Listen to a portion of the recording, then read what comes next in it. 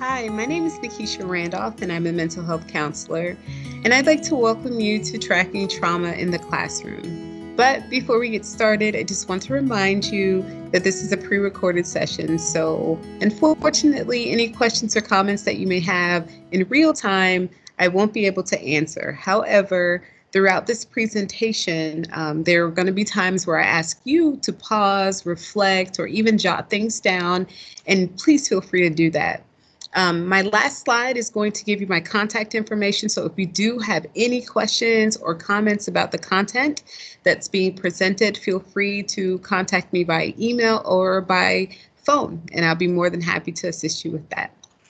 So we know that trauma is already an emotional and a really heavy topic, especially in the days and the times that we're living in right now. So if at any point in time, if you feel emotional or if you just need to take a break from the content that we're discussing, feel free to just hit pause and refresh yourself and then jump back in at your convenience and at the level that you're comfortable in. So this workshop is really going to give you as an educator greater insight that the role of trauma may play and contribute in your students' behavior, as well as their difficulty in learning and achieving in the classroom setting. I'd like to start off by reading this to you, because I ain't got a pencil. I woke myself up because we ain't got no alarm clock. Dug in the dirty clothes basket because ain't nobody washed my uniform. Brushed my hair and teeth in the dark because the lights ain't on. Even got my baby sister ready because my mama wasn't home. Got us both to school on time to eat us a good breakfast. Then when I got to class, the teacher fussed because I ain't got no pencil. Let's process this for a moment. At first thought, you think the student is unprepared. At first look, you would think this student is disinterested in learning, is disinterested in being a part of the class and engagement. But really, if you're asking yourself the question behind the question, which is, what's going on for this student? The student is not prepared? Is that the question behind the question? Is this student not really wanting to engage? Or is there something more going on? And oftentimes we have students who come into our classrooms who present with a lot of different behaviors, who present with a lot of different symptoms that may look like they're not focused, that may look like they're not concentrating, that may look like they're not wanting to engage in the lesson or the curriculum. But it's not because, they don't want that are going on. And I chose this particular poem because it really represents sometimes what students are going through. I have to get dirty clothes out of the laundry basket to wear just to show up to school. School is my only source of food. I'm taking care of my other siblings while my mom or my dad or both of them are working.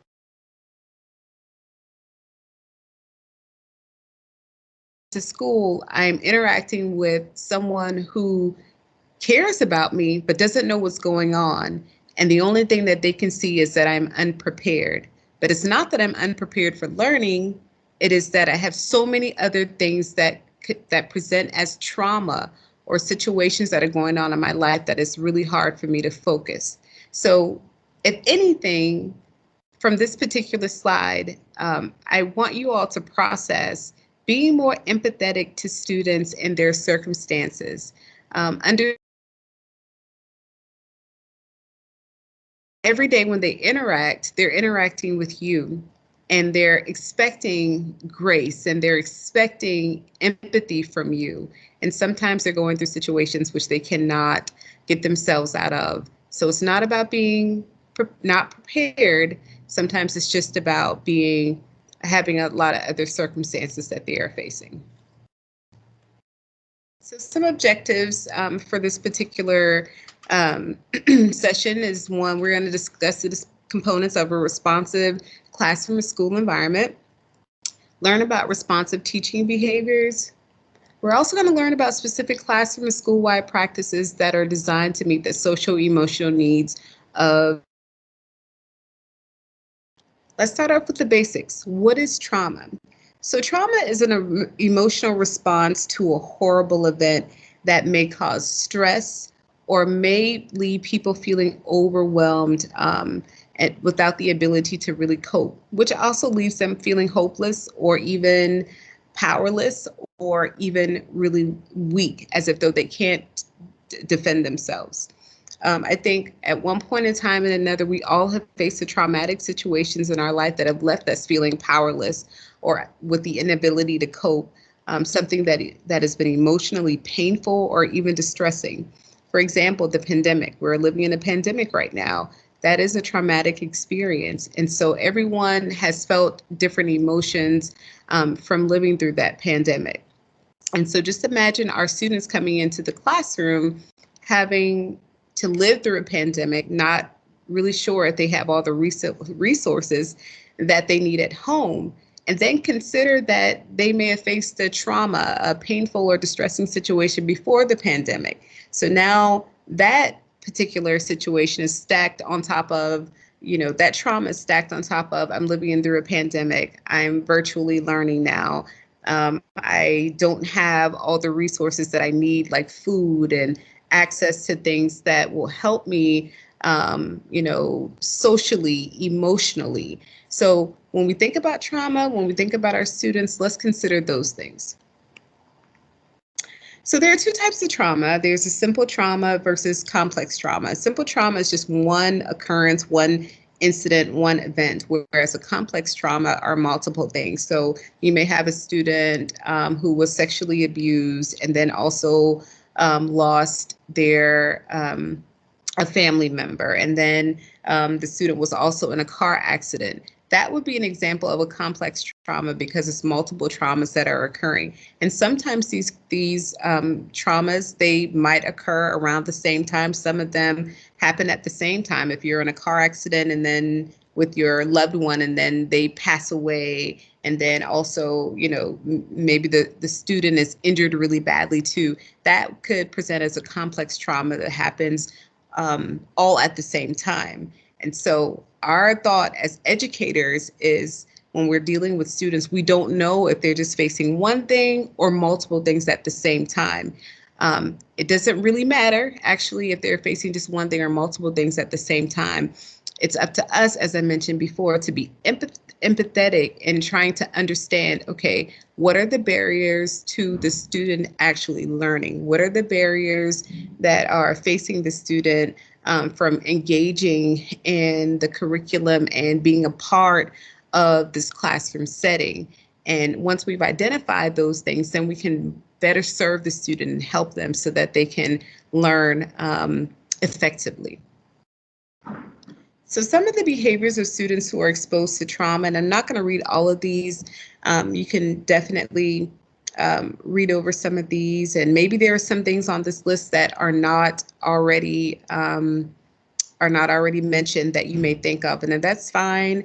But let's just go over a few of them. So a student who's exposed to trauma, they're going to be demonstrating sadness. At some point, they may be crying irritably.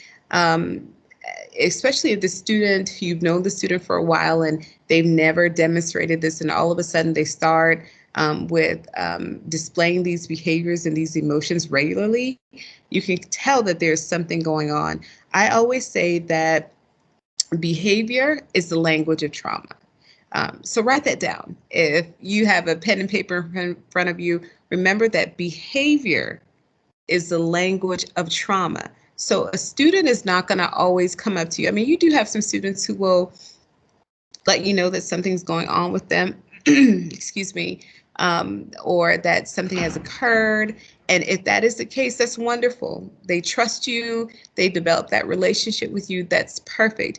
But other than that, what you will have to recognize is the behavior that they're demonstrating, and that will let you know that they have experienced some type of event in their life that has caused emotional distress on them. So besides the sadness and crying, maybe school avoidance, they all of a sudden are not coming to school anymore. They're avoiding classes, they're skipping classes. Maybe they're just coming for the breakfast or lunch, and you see them in passing in the hallway, but they never show up to school. And if they are coming to class, maybe, excuse me, they're failing. They're not doing well in your class. They have concentration problems. I see a lot of times referrals for students who, from educators who say, well, I think, I've been noticing, which is a good thing. I've been noticing the behavior, and I think they have ADHD.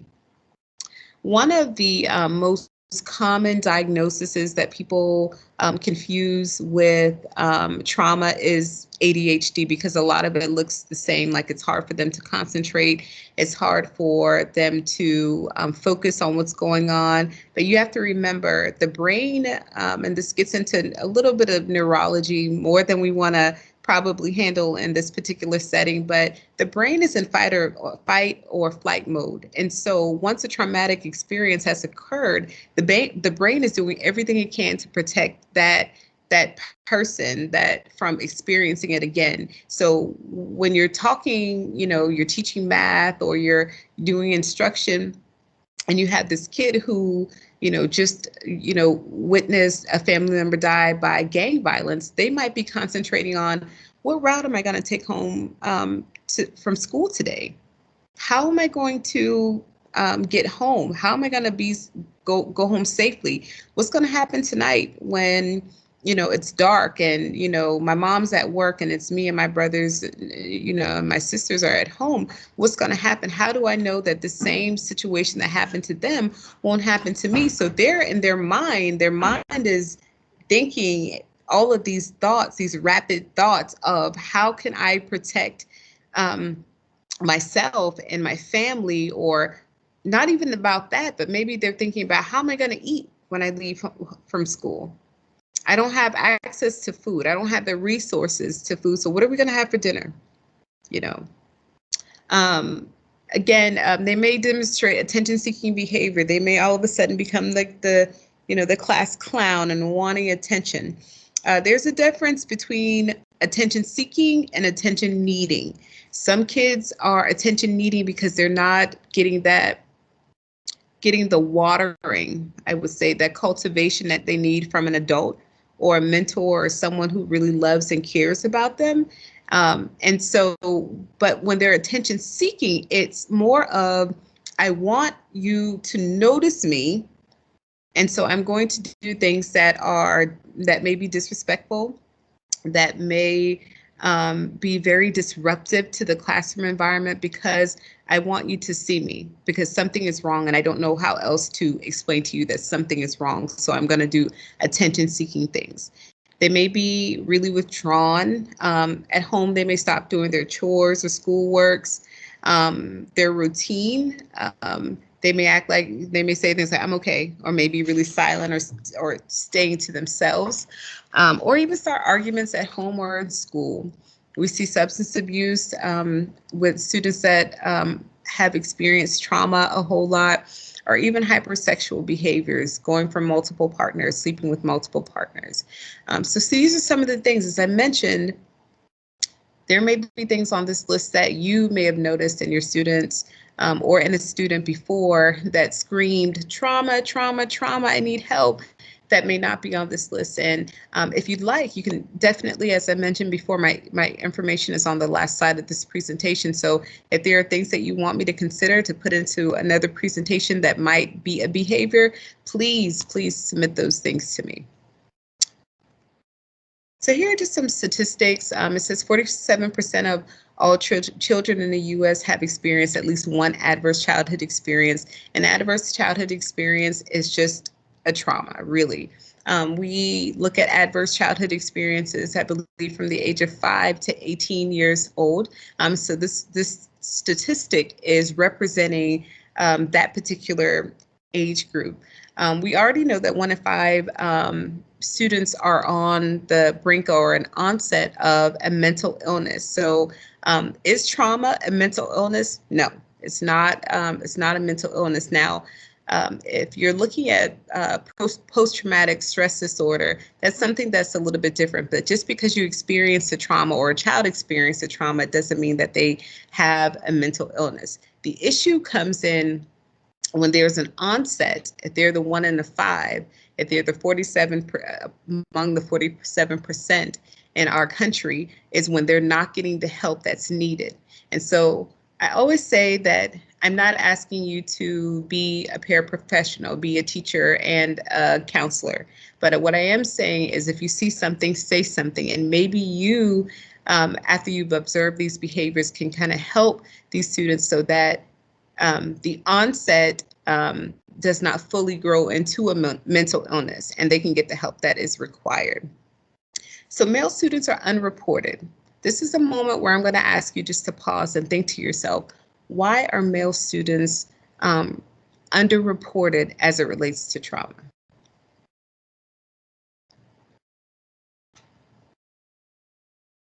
So you can say your answer out loud to yourself, or if you want to write it down, that's completely fine. Why are male students underreported?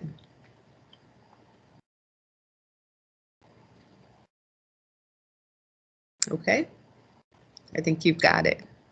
So a couple of reasons why male students are unreported is because the appearance of, number one, I'm going to look weak. I'm going to look weak if I tell someone that my uncle sexually assaulted me. They're going to use really maybe defamatory comments against me, that I'm gay, or other things that are really inappropriate comments and stereotypes about me if I tell them that I was, sexually assaulted. Or if I experienced seeing my grandma die, I don't want people to say, oh, he's crying, because boys are supposed to be strong, right? They're supposed to act like men. They're supposed to be, act like, as I mentioned, like men. So why am I crying? Men don't cry. Men don't cry. Men are supposed to, be strong and not show that side of them. So a lot of times when male students face a trauma, they're not going to report it. They're going to keep it to themselves. They may not even share it with a friend. We are very lucky in the counseling field if when students do come forward, but even when they do come forward, it's normally because a referral has been made by the teacher or a staff member or even a parent and saying, okay, my son has experienced this, or a teacher may say, I've noticed, he was really into sports and basketball and all of a sudden he's really withdrawn. Something is not going right. But very rarely do we see male students coming and saying, okay, I need help because I face X, Y, and Z. So really important. That's not to encourage you to or discourage you to pay attention to our female students who may be going through different challenges in their lives. But let's keep a closer eye on our male students in particular, especially during the times that we're living in. Good job on that, guys, too. So most recognizable impacts of trauma on education, this is what research posits, right? This is what research suggests. So as it relates to the impact on academic performance, you're gonna see a reduced cognitive capacity, which means that it's gonna be hard for them to remember. It's gonna be hard for them to contain what you're teaching. So you might start a new lesson and maybe if you're an educator who likes to give, quizzes just to help the students kind of remember what you've taught, you might realize that that student has a reduced cognitive capacity and is not able to clearly and effectively relay what they've learned. Obviously, sleep disturbance. They're not sleeping at night. They're up, they're wandering. And even if they are, they're sleeping intermittently, which means that they may sleep for a couple of hours and then they're up. They're sleeping in short intervals, especially if they are having nightmares or from their trauma, which is definitely a symptom of something greater like PTSD, or if their sleep disturbance could also be related to uranesis, which means that they're wetting the bed.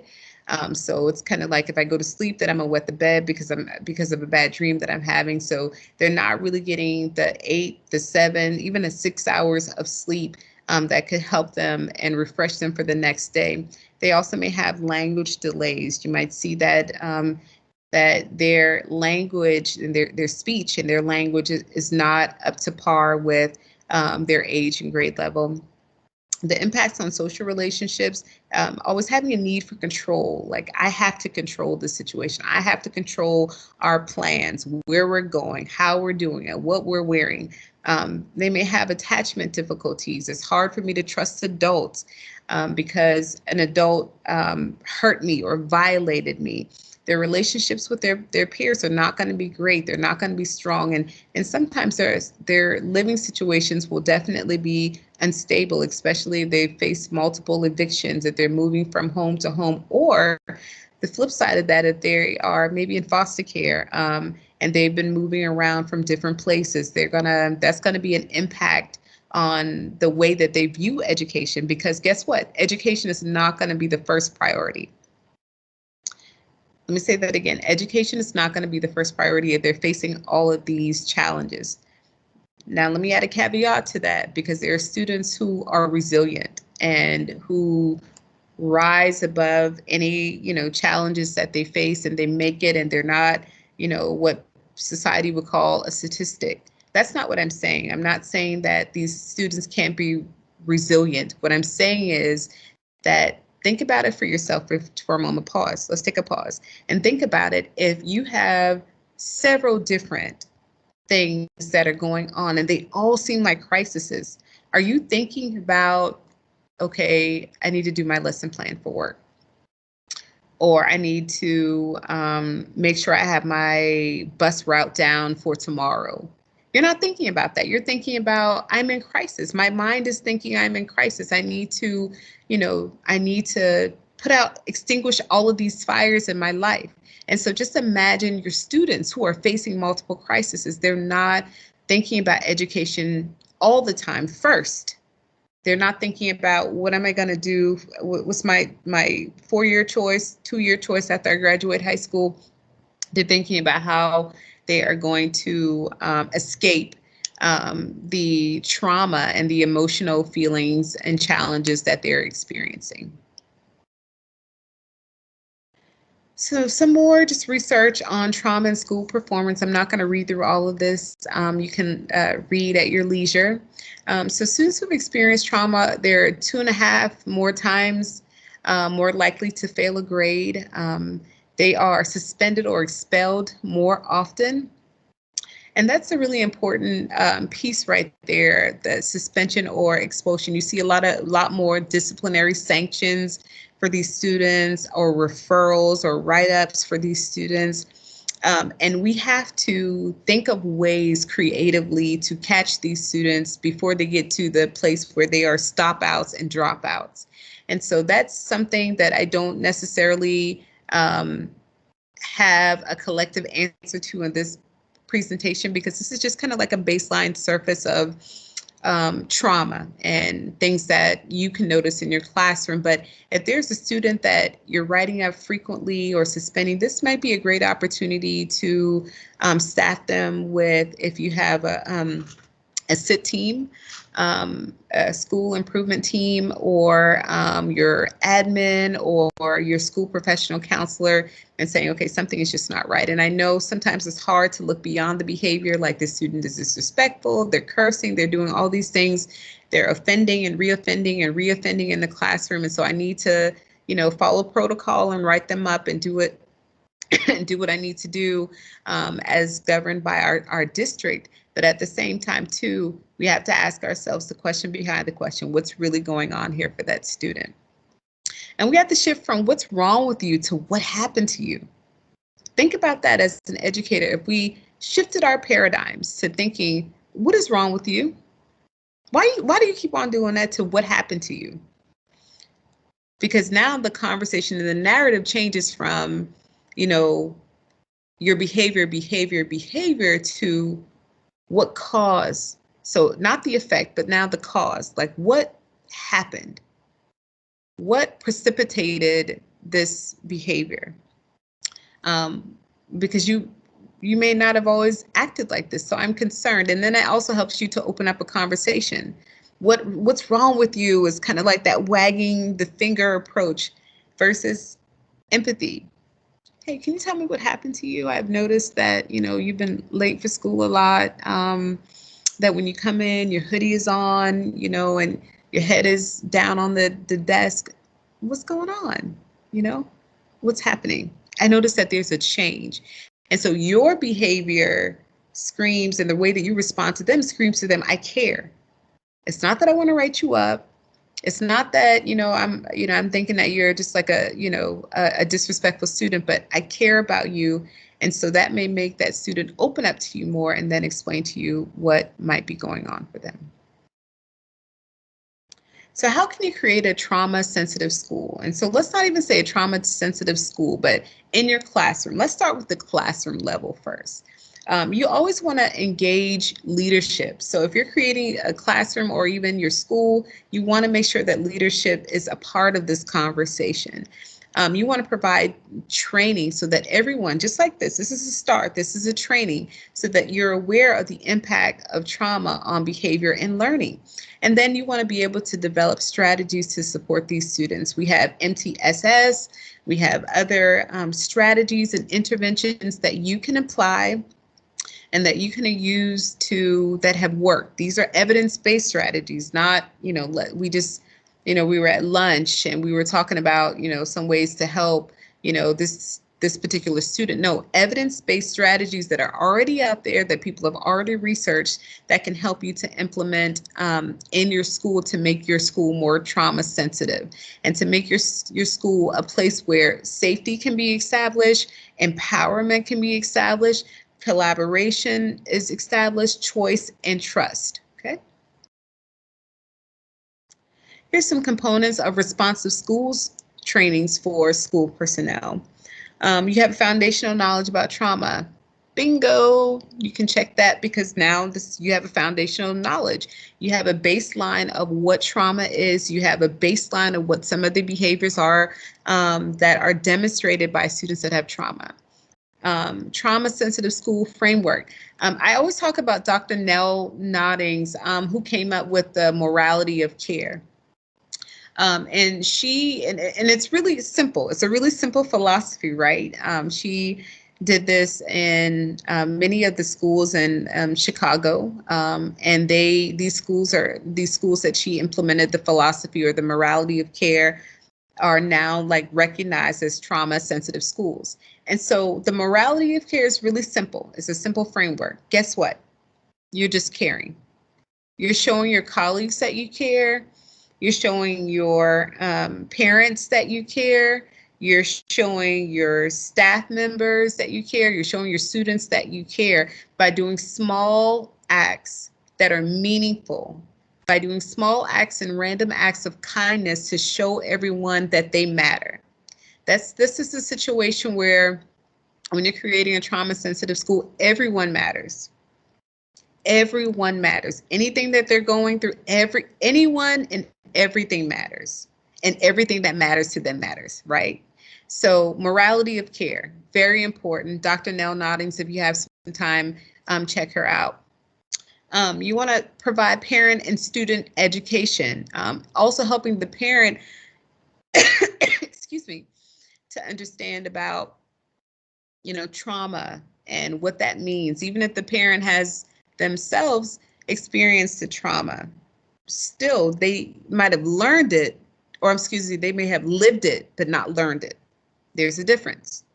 They may have lived the experience, but not learned what it's like to bounce back from a trauma or be able to grow. A lot of times we normalize trauma, which is good. We should normalize trauma so that people can come forward and they can get the help that they need. But one thing that we do not do is promote post-traumatic growth. And that's something that we do need to promote more of. And so they may have lived it, but they also need to learn about it. And then obviously having data is so important because the more data we have, the better it is for us to create or to implement interventions that are going to help our students, our staff, our families that are going through really, really challenging times. Again, more information components on creating a trauma-sensitive, responsive classroom. So if you see something, you got to say something. I know sometimes it's like, you know what, I'm going to let their, excuse me, I'm going to let second period handle this. That second period teacher, I'm going to let Mrs. Smith handle this. We don't want to do that. If you see something, say something. We are obviously mandated reporters. There's no if, ands, or buts about that. And I'm not saying call Child Protective Services if you see something. What I am saying is that if something is alarming to you, trust your gut. Trust your gut. And if something is alarming to you, talk to your, if you are a part, if your school has like the math department, there's a lead, or go to the lead, or go to the AP, or go to the school professional counselor and express your concerns. You also want to support and teach children who have experienced trauma. How do you support them?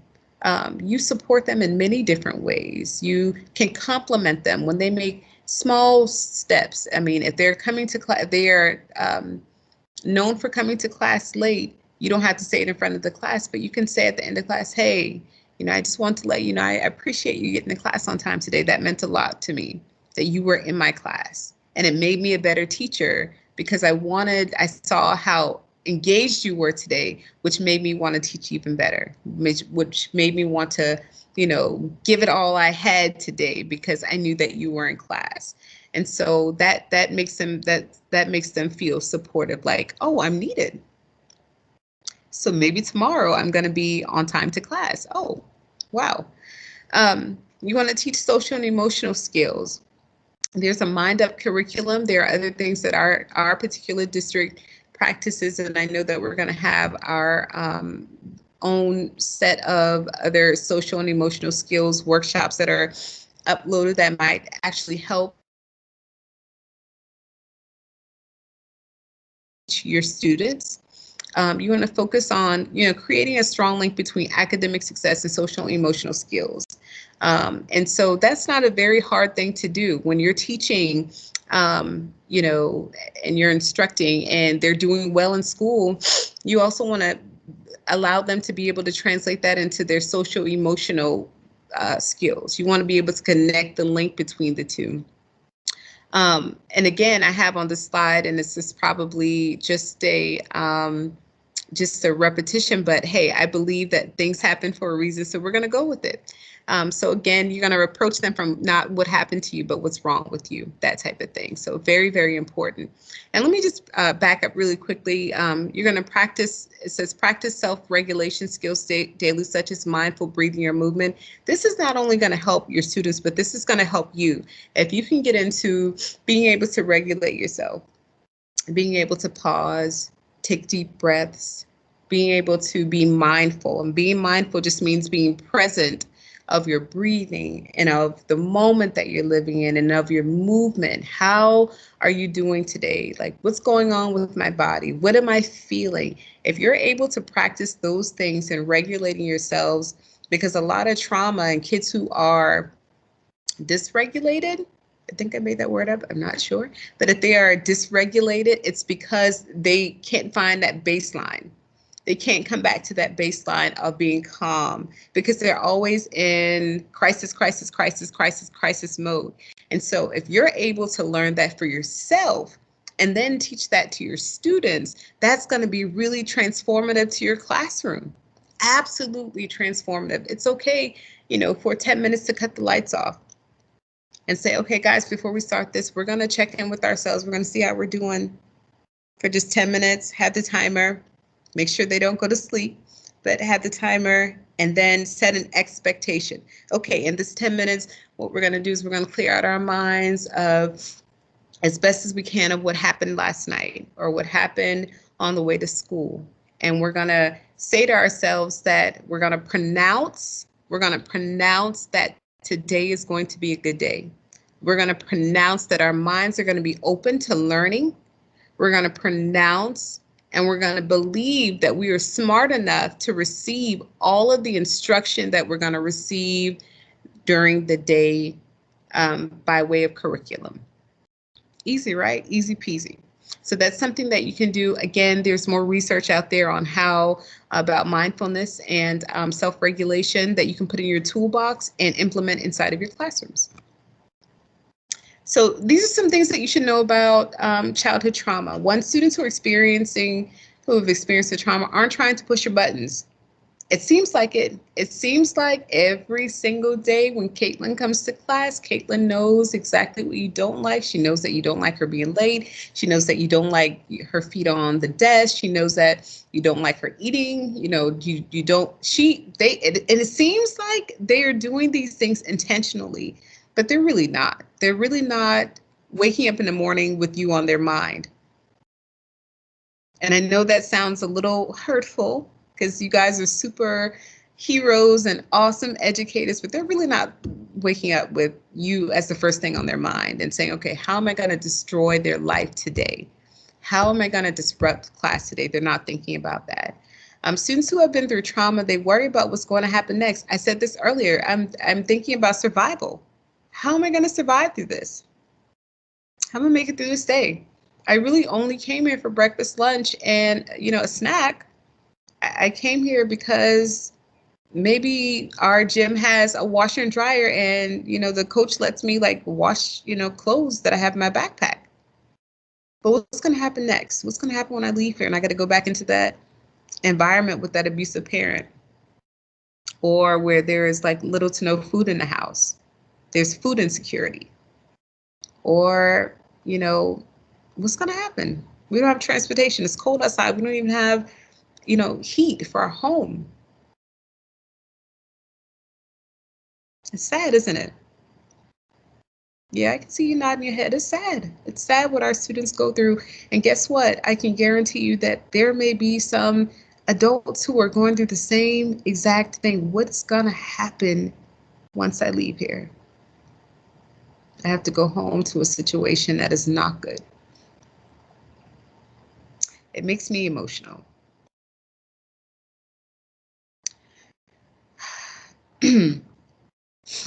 Even if the situation doesn't seem that bad to you, it's not how that child views it. It's not how that child perceives it. And vice versa. Everything that may not, excuse me, sorry, sanitizer. Everything that,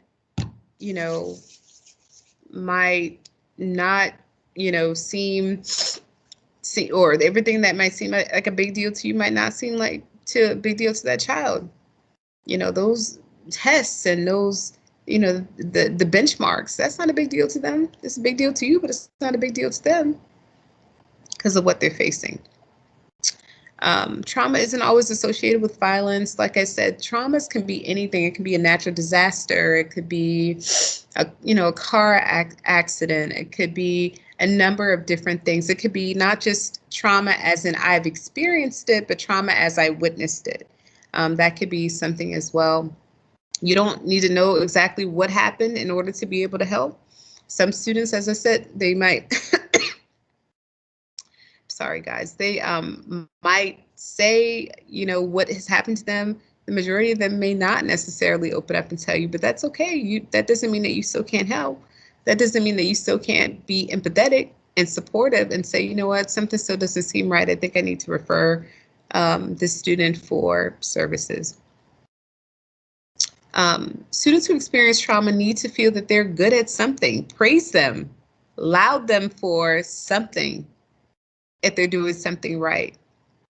Because as a frontline person in their lives, you have the ability to cultivate a seed in them. And so if you can cultivate a seed in them that shows that they're doing something good or shows them that they are worthy of something, that can help them and help them to influence the world that they live in. Now, I'm not talking about the world as in the United States of America. Yeah, that could happen. That could happen. That's a little bit down the line.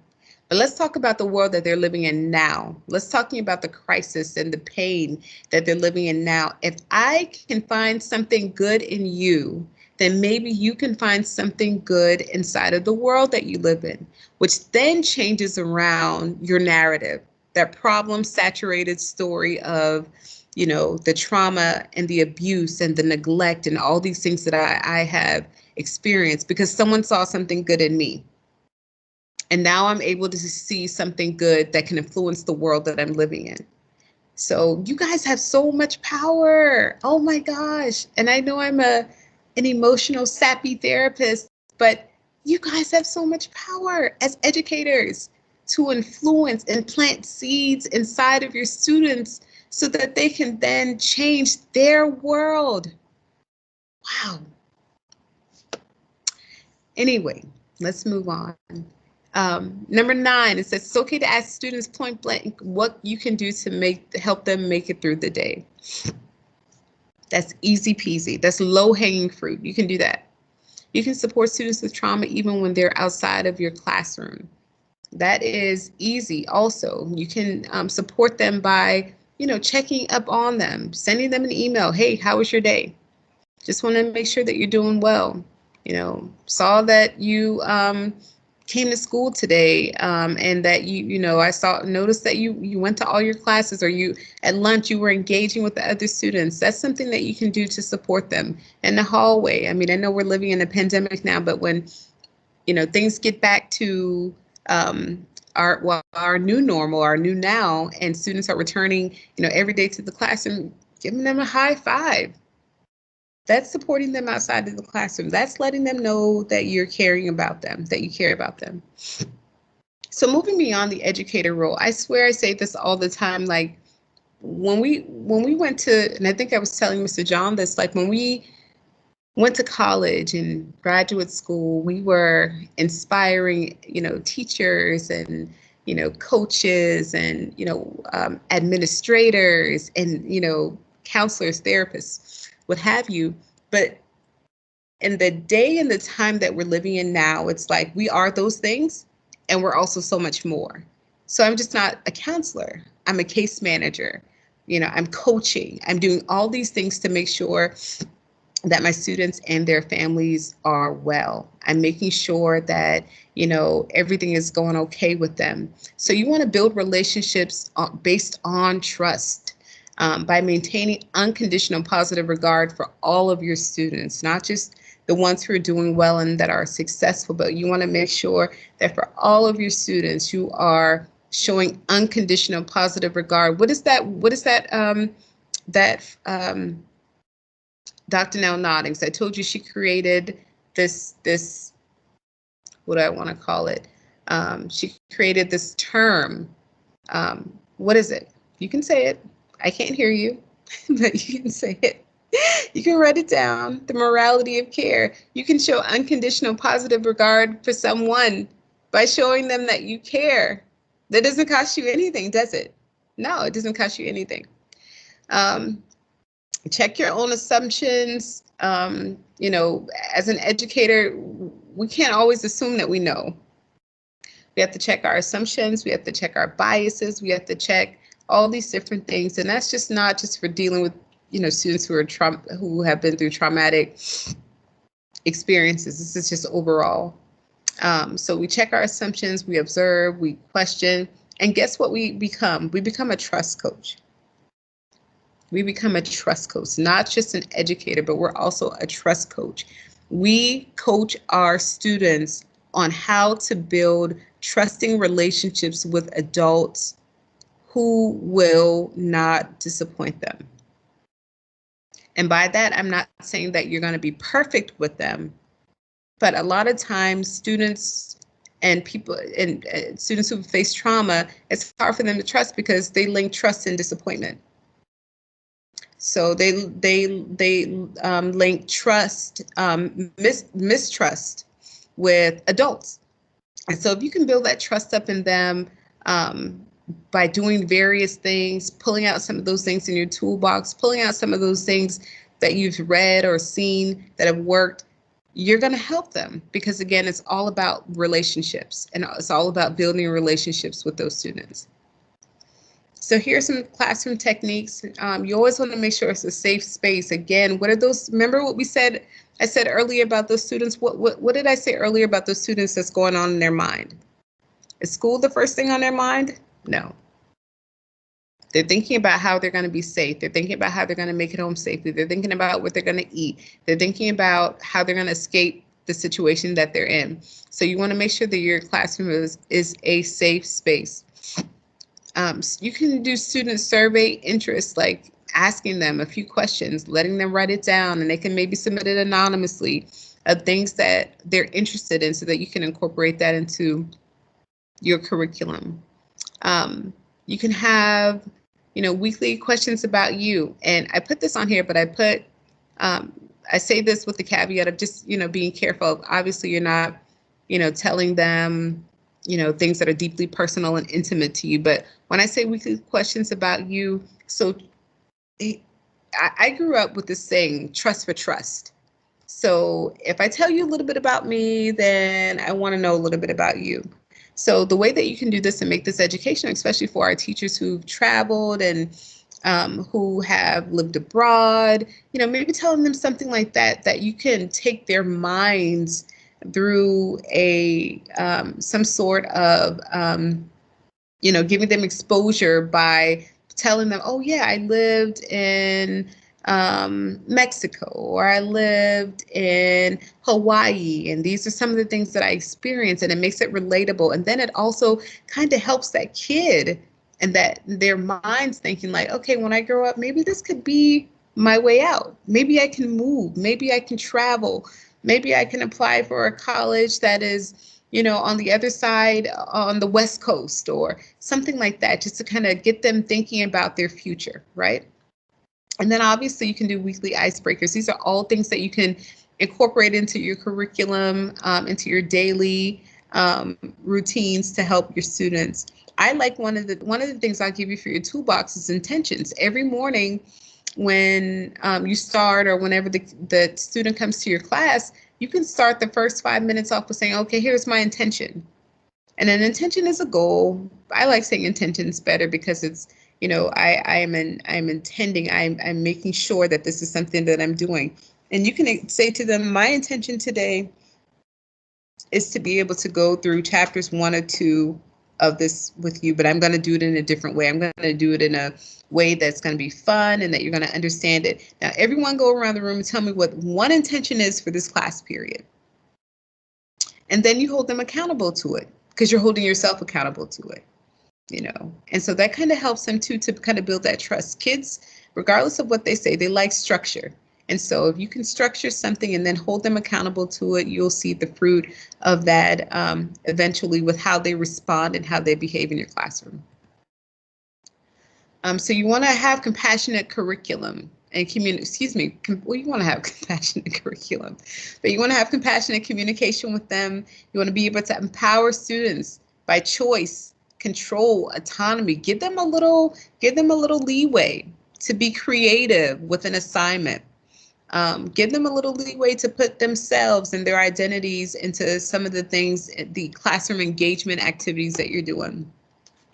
Obviously, again, this is probably the third slide. And again, I believe in, if this is coming up 2 and 3 times, that is confirmation and validation. Understand trauma. You guys are already starting that, but it doesn't stop today. You can do research on your own. You can read on your own to build upon the baseline that you're getting today about what trauma is. Again, promote safety, focus on their strengths. Again, build relationships. And being culturally sensitive to what's going on for that particular child, for that community. If something happens in a community, let's be sensitive about that. Let's be sensitive to the cultures of our students and what that trauma might imply to their ethnicity, or what that might imply to the community that they're from.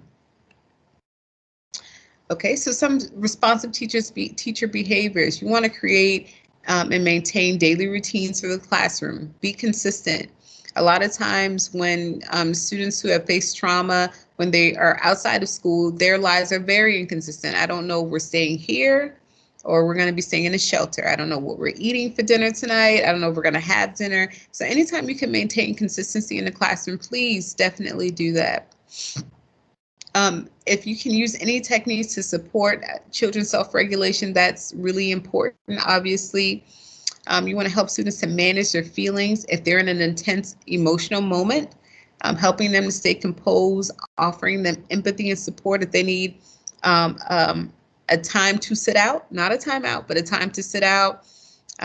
Or I know in my elementary school days, which were not too far ago, I'm not that old, but one of the things that I remember is that if something was going on and we just needed like a breather, they would like send us to the library. I'm not saying to send your students to the library and librarians. I'm not pushing that off on you, but I'm saying you can create that inside of your room with a bean bag or, something, just a little space where I can just calm down. I'm away from the immediate environment that's causing or triggering these negative feelings or negative behaviors. I'm staying away from that for a moment.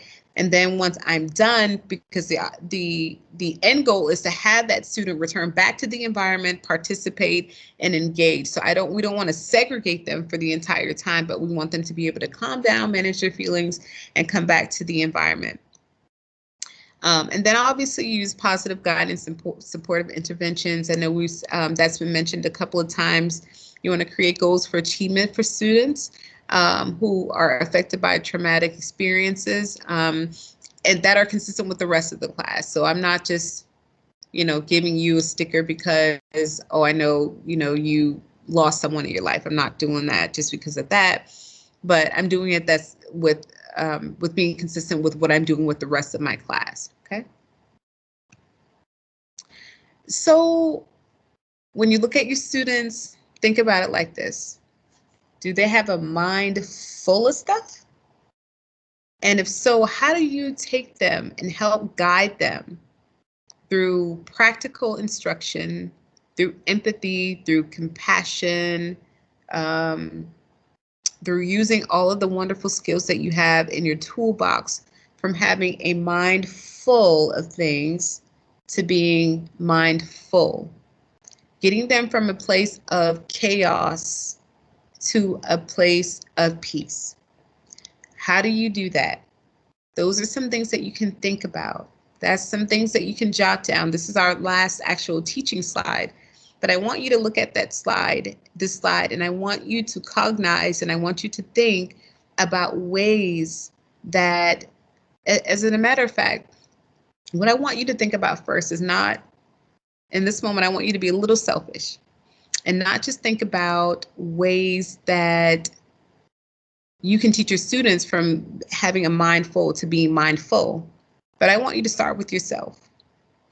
How do you manage the things that are going on in your mind that are competing, that are pulling you, that are grabbing at your attention 24 hours a day, so much so that it's hard for you to center yourself and to get yourself to a place of peace? That's what I want you to consider.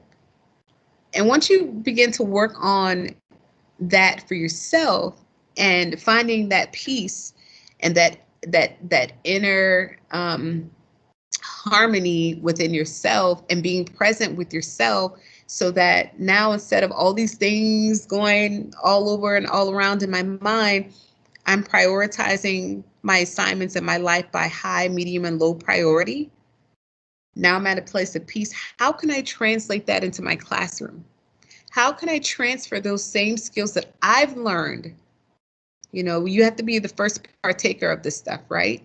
How can I manage the things that are going on in my own life so that I can transfer that inside of my classroom into my students?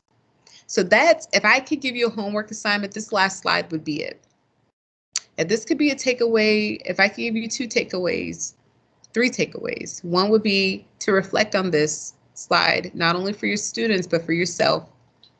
To remember that behavior is always the language of trauma. They're going to show you it before they tell you it. And to practice the morality of care. Practice being kind and showing empathy and care and genuine behavior, not only to your colleagues, not only to your administrators, but to yourself and to your students. Really important. Not easy, not done. It's not done overnight. But it's not impossible either. If you're serious about understanding what's going on in your classrooms and making your classrooms a place where students can receive equitable access to great education and to resources, then you take this seriously and that you don't mind, putting these things into practice. So that's the end of my presentation. I hope that you guys enjoyed it. I hope that there were a lot of things that resonated with you. And I hope that I provided a good baseline of information for you. Regardless of if it was great, if it was mediocre, or you didn't learn much, I would really appreciate it if you completed this survey for me. All you have to do is grab your cell phone, go to your camera, and you're going to place your camera over this QR code, and at the top it's going to come a little survey. A little survey will pop up, and it's going to ask you a few questions about how you like the presentation, how you think like I should have my own like television show, those types of things. I mean, of course, but I love working for the district, so I'm not going to leave. But it's going to ask you questions, and that's going to be really good feedback for me because it's going to help me to improve. And it's also going to help us to improve on our topics and some of the things that you actually really want to see. So I would really appreciate if you did that. It's anonymous, but again, we would really like your feedback. And then lastly, as I promised, maybe you had some questions, maybe I went over some things, maybe you're going back through the slides and there's a point that I didn't go over that you're interested in. Here's my contact information, my email address, I have my office number, and I have my office, my work Google mobile number that you can always reach me at. If you have any questions about this or about students in general, about anything that is pertaining to your students and their mental wellness, please definitely give me a call. Again, I appreciate you all so much. I thank you so much for all of the questions that I will receive and for being present with me during this time. And again, if there's anything else that I can do for you, please reach out and let me know. Thank you so much for your attention and for being trauma-informed educators.